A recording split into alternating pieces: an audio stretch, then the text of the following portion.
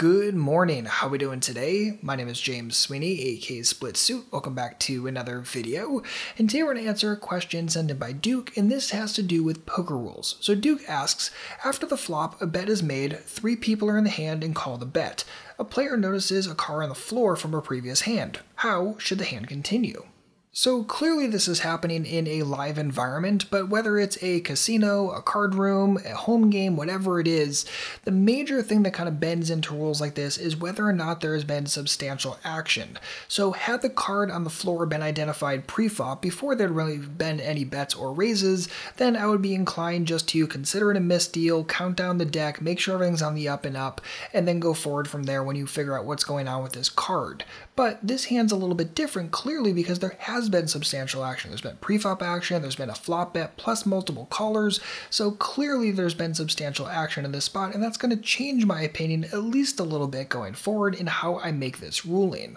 So the first thing I would do is to deduce if the card found on the floor is from the current deck, right? So if the card backs don't even match, I wouldn't do anything different. I would just keep the hand running as is, keep the card you found on the floor off to the side. You can figure out what's going on with the decks after this, but keep this hand moving as is. Substantial action plays. This card clearly isn't from this deck, and we just move forward. Now step 2 is that if the card back does match the deck in play and we're thinking, okay, this is probably a card from this deck, my natural inclination is to show it to everybody, muck it, and let the hand continue on as is. And then you can sort out the deck afterwards, count it all down, make sure everything's there and on the up, and go forward.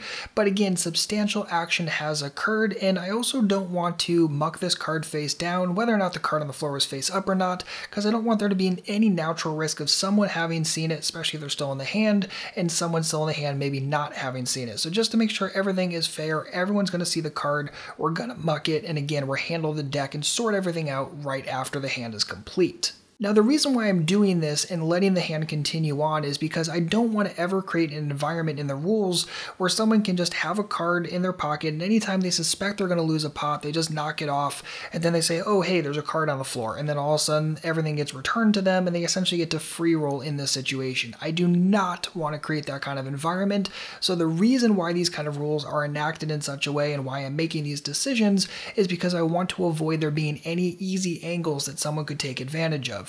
Be it once a night, be it once a year, I don't want these kind of angles there, and this is why these rules are in place, to try to avoid this kind of stuff as much as possible, and again, keep the game as clean as humanly possible as well. And then step number 3 is a little subjective and also may seem to conflict with what I just said, but bear with me, is that if we can deduce that someone who is still in the hand both knew that there was a card on the floor and knew its suit and rank, that would be a situation where I would kill the hand right there, redistribute all bets back to their original players, do not push the button, kill everything, stop it immediately, count the decks down, do maybe a setup change if need be, and go forward from there. That's only if someone still in the hand knew the card was there and also knew the rank and suit. If that's the case, then clearly this is a situation where we can't just let it continue. Someone has too big of an edge in that scenario, and again, that's an angle that we just cannot allow. So if that's the case, yes, you can kill everything, return all bets, don't push the button, re-deal the hand out once you've figured out the deck situation, and then again, go forward from there. But again, more often than not, we're just going to end up taking the card that was found on the floor, deducing whether or not it belongs in this deck. If it does, muck it, continue the hand because again, substantial action has played, unless of course you know that someone still in the hand has seen it and is possibly using that information to their advantage. Other than that, again, substantial action means that the hand is going to continue onward, and as soon as this hand is done, the dealer should count the deck down, sort it if need be, and either call for a setup change or get everything back into working order and keep the game moving. Now in general, keep in mind that rules and rulings can definitely vary widely from card room to card room, location to location. Just keep in mind that most floors and dealers are doing their absolute best to uphold the integrity of the game.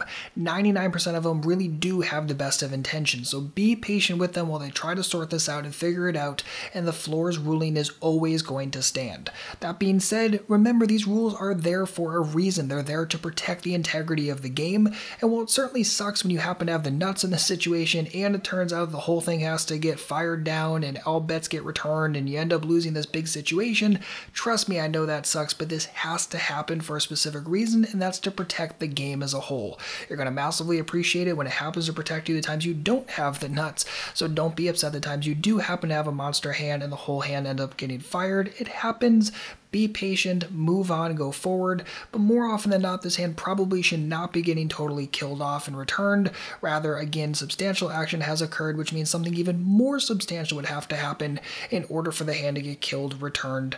More often than not, play it out, figure it out at the end, and go forward from there.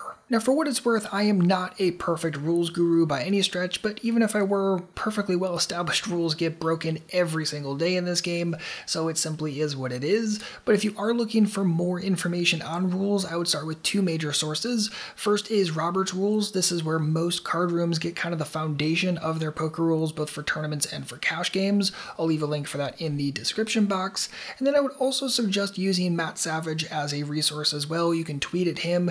He's very good and responsive. If you give him kind of a very basic situation, here's the spot, what would you do? He's actually very responsive to this kind of stuff, and I would definitely suggest tweeting him if you have any kind of weird rules that you kind of need some information or guidance on. Whether or not it's something that you think is going to happen or something that did happen, you're like, was that ruled properly?